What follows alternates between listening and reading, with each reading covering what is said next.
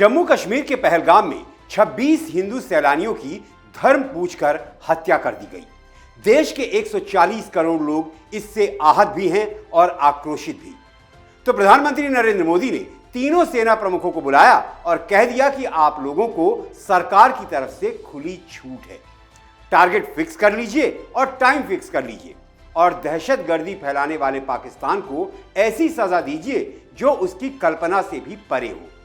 देश भर में सिर्फ यही चर्चा है कि भारत की सेना पाकिस्तान पर कब बम वर्षा करेगी, कब भारतीय वायुसेना पाकिस्तान पर मिसाइल दागेगी। लेकिन इसी बीच देश के सबसे बड़े सियासी खानदान पर दिल्ली की राउज एवेन्यू कोर्ट ने बम गिरा दिया। नमस्कार, मैं हूं दीप सिंह परिहार और आप देख रहे हैं कैपिटल टीवी पर आपका अपना पसंदीदा शो एक्स-रे। ये 1 मई की बात है जब नेशनल हेराल्ड मामले में गांधी परिवार पर अदालती बम गिरा। दिल्ली की राउज एवेन्यू कोर्ट ने सोनिया गांधी, राहुल गांधी, सैम पित्रोदा और सुमन दुबे को नेशनल हेराल्ड मामले में नोटिस भेज दिया, क्योंकि ये सभी लोग नेशनल हेराल्ड मामले में ईडी द्वारा दाखिल की गई चार्जशीट में आरोपी हैं। आरोप भी हल्का फुल्का नहीं है, इन पर क्रिमिनल कॉन्स्पिरेसी का चार्ज है। अदालत ने नोटिस जारी करने की दलील भी दी। कहा कि सरकार ने जो नई भारतीय न्याय संहिता बनाई है उसके सेक्शन 223 में आरोपी को कुछ अधिकार दिए गए हैं। आरोपी को अधिकार यह है कि उस पर चार्ज लगाने से पहले उसे हस्तक्षेप का अधिकार दिया जाए। कोर्ट ने कहा कि मुकदमा पूरी तरह से ट्रांसपेरेंसी के साथ चलाना चाहिए। आरोपी को अपनी बात रखने और कहने का अधिकार है। कोर्ट ने ईडी के वकील के तौर पर पेश हुए एडिशनल सॉलिसिटर जनरल से पूछा कि आपको कोई ऐतराज तो नहीं? तो एसजी ने कहा, माय लॉर्ड, कोई ऐतराज नहीं। तो सभी आरोपियों को नोटिस भेज दिया गया। इससे एक बात क्रिस्टल क्लियर समझ में आती है कि ईडी को अपनी जांच पड़ताल में जरा भी कंफ्यूजन नहीं है, बल्कि वो पूरी तरह से कॉन्फिडेंट है। लेकिन 2 तरह के लोग हैं। एक तो कांग्रेसी या कांग्रेस समर्थक जो कहते हैं कि ये कोई केस ही नहीं है, गांधी परिवार पर आरोप बेकार हैं और उन पर कोई दोष साबित नहीं होगा। और दूसरी तरह के वो लोग हैं जो कांग्रेसी नहीं हैं और ना ही कांग्रेस के समर्थक हैं। वो कहते हैं कि ये ओपन एंड शट केस है, गांधी परिवार का जेल जाना तय है। अब अदालतें किसी के विचार पर तो चलती नहीं है। ईडी ने जांच पड़ताल की है, सबूत इकट्ठा किए हैं। अब अदालत में जो भी होगा वो उन्हीं सबूतों के मद्देनजर ही होगा। अब तक होता यह आया है कि इस केस में तारीख कभी 6 महीने बाद की तो कभी 1 साल बाद की मिलती थी, लेकिन अब की बार गांधी परिवार को यह डिस्काउंट नहीं मिला। कोर्ट ने अगली तारीख 4 दिन बाद यानी 8 मई को दे दी है। 8 मई को सोनिया गांधी, राहुल गांधी, सैम पित्रोदा और सुमन दुबे को अदालत में अपना पक्ष रखना है, जिसके बाद अदालत तय करेगी कि इन पर मुकदमा चलाया जाए या नहीं। कोर्ट ईडी की चार्जशीट पर भी गौर करेगी और गौर करने के बाद चार्ज लगाए जाएंगे, मुकदमा चलेगा।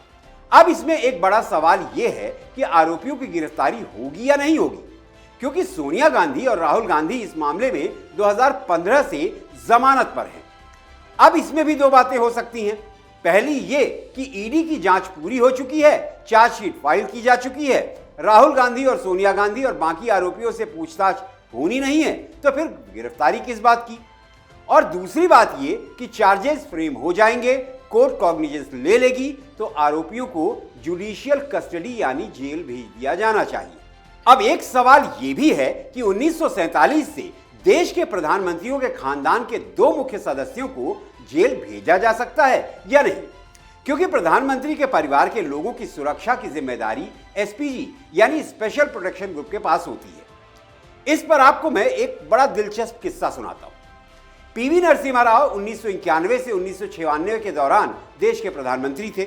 1996 में प्रधानमंत्री की कुर्सी जाने के बाद पीवी नरसिम्हा राव पर भ्रष्टाचार का आरोप लगा, लेकिन उस समय भी नरसिम्हा राव की सुरक्षा एसपीजी की ही जिम्मेदारी थी। जब नरसिम्हा राव के जेल जाने की बारी आई तो एसपीजी अड़ गई कि जो हमारी सुरक्षा में है उसे तिहाड़ नहीं भेजा जा सकता है, क्योंकि उनको सिक्योरिटी थ्रेट है। सरकार धर्म संकट में पड़ गई। एक तरफ कोर्ट का फैसला था जिसके मुताबिक नरसिम्हा राव को जेल भेजना था और दूसरा एसपीजी। फाइनली बड़े गहन चिंतन मनन के बाद सरकार एक नतीजे पर पहुंची। तो हुआ यूं कि तिहाड़ जेल के पास एक सुरक्षा एजेंसी का गेस्ट हाउस है उसी गेस्ट हाउस को सरकार ने अस्थायी जेल में तब्दील कर दिया और इस तरह नरसिम्हा राव को गेस्ट हाउस जेल में रखा गया। अब यह समस्या फिर उत्पन्न न हो, इसलिए मोदी सरकार ने पहले ही इसका काट निकाल लिया है। मोदी सरकार के फैसले के मुताबिक सोनिया गांधी, राहुल गांधी और प्रियंका गांधी वाड्रा की सुरक्षा में तैनात एसपीजी को हटा लिया गया है। इसका मतलब यह हुआ कि अगर 8 मई को कोर्ट कहती है कि आरोपियों को जुडिशियल कस्टडी में ले लिया जाए, तो फिर बॉस गांधी परिवार और बाकी आरोपियों को तिहाड़ जेल जाना ही पड़ेगा। अब आपको यह भी बता देते हैं कि यह पूरा मामला है क्या जिसके आरोप में वो लोग जेल जा सकते हैं जो लोकतंत्र में भी राजा की तरह रहते हैं। सोनिया गांधी और राहुल गांधी जिस नेशनल हेराल्ड केस में जमानत पर हैं, उस केस में ईडी यानी एनफोर्समेंट डायरेक्टरेट ने 9 अप्रैल को चार्जशीट दाखिल की। बड़ी बात यह नहीं कि ईडी ने चार्जशीट दाखिल की, बड़ी बात यह है कि पहली बार चार्जशीट में सोनिया गांधी को आरोपी नंबर 1 और राहुल गांधी को आरोपी नंबर 2 बनाया गया। ईडी ने सोनिया और राहुल के अलावा 5 और लोगों को आरोपी बनाया। नेशनल हेराल्ड केस में दाखिल चार्जशीट की 5 बड़ी बातों को मैं आपको आसान भाषा में बता देता हूं। ईडी ने चार्जशीट में कहा कि इस मामले में करोड़ों रुपए की संपत्ति की हेराफेरी हुई है। ईडी ने अब तक करीब 752 करोड़ रुपए की संपत्ति जब्त की है। इसमें से 661.69 करोड़ की प्रॉपर्टी एजेएल यानी एसोसिएटेड जेनरल्स लिमिटेड की और करीब 90.2 करोड़ रुपए की property young Indian private limited से जुड़ी हुई है। दूसरा, साल 2014 में कोर्ट के आदेश के बाद जांच शुरू हुई। जांच में सामने आया कि यंग इंडियन के जरिए एजेएल की अरबों की संपत्ति हासिल की गई। सरकार ने एजेएल को न्यूज़पेपर पब्लिशिंग के लिए सब्सिडाइज कीमतों पर जमीन का अलॉटमेंट किया, लेकिन 2008 में एजेएल ने न्यूज़पेपर पब्लिशिंग को बंद कर दिया और प्रॉपर्टी का कॉमर्शियल यूज शुरू कर दिया गया। तीसरा, ईडी ने चार्जशीट में आरोप लगाया है कि कांग्रेस ने एजेएल को दिए गए 90 करोड़ 21 लाख रुपए के लोन को माफ कर दिया और सिर्फ 50 लाख रुपए में यंग इंडियन को सौंप दिया। उस यंग इंडियन के शेयर गांधी परिवार और उनके करीबी लोगों में बांट दिए गए। क्योंकि गांधी परिवार के पास 76% शेयर थे, लिहाजा एजेएल की संपत्ति पर परोक्ष रूप से गांधी परिवार का कब्जा हो गया। चौथा, ईडी की चार्जशीट में जिक्र है कि एजेएल के 1000 से ज्यादा शेयर होल्डर्स के पास सिर्फ 1% शेयर रह गए। नतीजा यह हुआ कि एजेएल यंग इंडियन की एसोसिएट कंपनी बन गई। सोनिया गांधी और राहुल गांधी की यंग इंडियन कंपनी में 38% की हिस्सेदारी है। पांचवां, चार्जशीट में ईडी ने खुलासा किया कि एजेएल की करीब 2000 करोड़ रुपए की प्रॉपर्टी इस तरह से गांधी परिवार के कब्जे में चली गई। ईडी पहले ही गांधी परिवार से इस मामले में पूछताछ कर चुकी है। अब आप यह भी जानना चाहते होंगे कि एजेएल, यंग इंडियन और नेशनल हेराल्ड से गांधी परिवार का क्या लेना देना है, तो सुनिए। बात देश की आजादी से पहले 1937 की है, जब जवाहरलाल नेहरू ने 20 नवंबर को एसोसिएटेड जेनरल्स लिमिटेड यानी एजेएल को शुरू किया। तब एजेएल का काम अलग अलग भाषाओं में न्यूज़पेपर पब्लिशिंग का था। इंग्लिश में नेशनल हेराल्ड, हिंदी में नवजीवन और उर्दू में कौमी आवाज नाम के न्यूज़पेपर एजेएल ही पब्लिश करती थी। यह बात सच है कि एजेएल को जवाहरलाल नेहरू ने ही शुरू किया था, लेकिन एजेएल पर उनका मालिकाना हक कभी नहीं रहा। वो इसलिए क्योंकि एजेएल को 5000 स्वतंत्रता संग्राम सेनानी चला रहे थे और वही 5000 स्वतंत्रता सेनानी इसके शेयर होल्डर भी थे। 1937 में ही अखबार छापने के लिए फंड जुटाने का काम शुरू कर दिया गया। तब सरदार वल्लभ भाई पटेल ने कहा था, नेशनल हेराल्ड के लिए जिस तरह के लोगों से पैसा लिया जा रहा है वो ठीक नहीं है। उस वक्त उत्तर प्रदेश के मुख्यमंत्री कांग्रेस नेता चंद्रभानु गुप्ता थे। उन्होंने अपनी आत्मकथा लिखी थी। उसमें उन्होंने लिखा कि यह अखबार देश की आवाज के लिए शुरू हुआ था, लेकिन इसे देश और खानदान की आवाज बना दिया गया। नेशनल हेराल्ड चलाने के लिए नहीं था, यह विज्ञापन बटोरने और सरकार से संपत्ति लेकर बिल्डिंग खड़ा करने का एक जरिया था। जो अखबार आजादी के आंदोलन में लड़ने वाले लोगों की आवाज को मजबूत करने के लिए था, वो पैसा कमाने का जरिया बना लिया गया। सरदार पटेल के मना करने के बाद भी बतौर चंदा पैसे वसूले गए। 1947 में देश की आजादी के बाद भी नेशनल हेराल्ड कांग्रेस पार्टी का मुखपत्र बना रहा और एक वक्त ऐसा आया जब नेशनल हेराल्ड कंगाली की ओर बढ़ने लगा। ऐसा कई बार हुआ जब एजेएल को अखबार छापना बंद करना पड़ा। करीब 6 दशक तक नेशनल हेराल्ड किसी तरह चलता रहा, लेकिन 2008 में एजेएल बेतहाशा कर्ज में डूब गया, कंपनी बहुत ज्यादा घाटे में चली गई। तब एजेएल ने नेशनल हेराल्ड न्यूज़पेपर का प्रकाशन पूरी तरह से बंद कर दिया। जब यह अखबार छप रहा था, उस दौरान एजेएल ने कांग्रेस पार्टी से 90 करोड़ 21 लाख रुपए का इंटरेस्ट फ्री लोन लिया था। आर्थिक रूप से एजेएल दिवालिया हो चुका था, तो कांग्रेस का जो 90 करोड़ रुपए का लोन था, वो लोन चुकाने के लिए एजेएल के पास फंड ही नहीं थे। लेकिन प्रॉपर्टी बहुत थी। प्रॉपर्टी की कीमत करीब 2000 से 5000 करोड़ थी।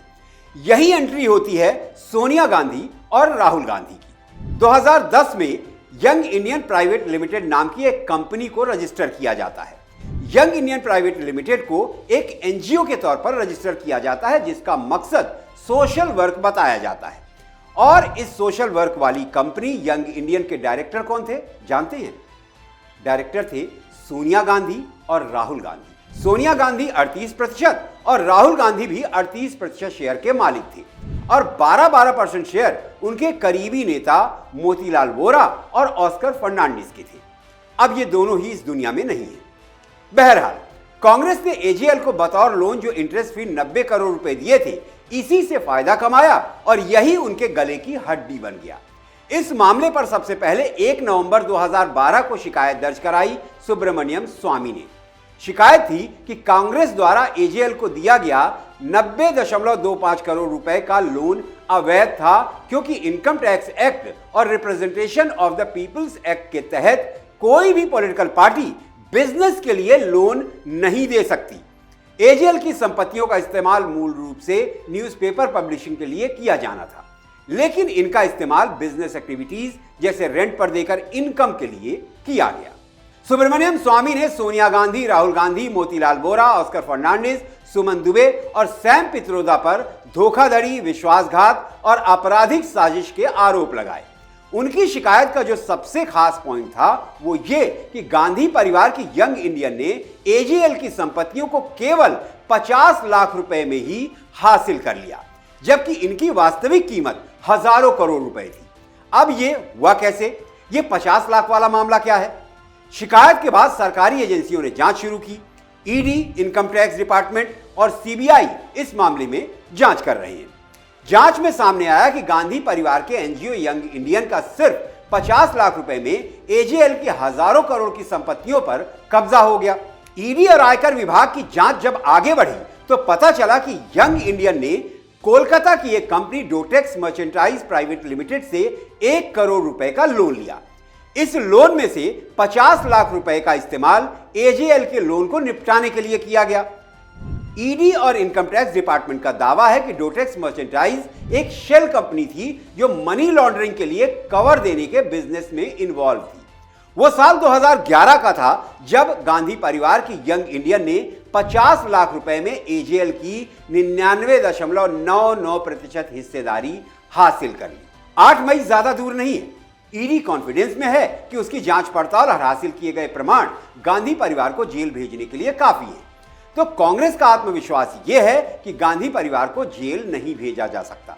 तो कुल मिलाकर अब यह 8 मई को ही तय होगा कि गांधी परिवार के तारे सितारे क्या कहते हैं, तिहाड़ जेल या आजादी। इस बारे में आपकी राय क्या है? कमेंट बॉक्स में लिखिए। रिपोर्ट आपको कैसी लगी यह भी कमेंट बॉक्स में लिखिए। अच्छी लगी तो दोस्तों और परिवार के साथ शेयर कीजिए और हमारा हौसला बढ़ाइए। कैपिटल टीवी को सब्सक्राइब कीजिए और मुझे आज के लिए इजाजत दीजिए। अगली एक्सरे रिपोर्ट के साथ आपसे फिर मुलाकात होगी। तब तक आप अपना ख्याल रखें, स्वस्थ रहें, सुरक्षित रहें। जय हिंद, जय भारत।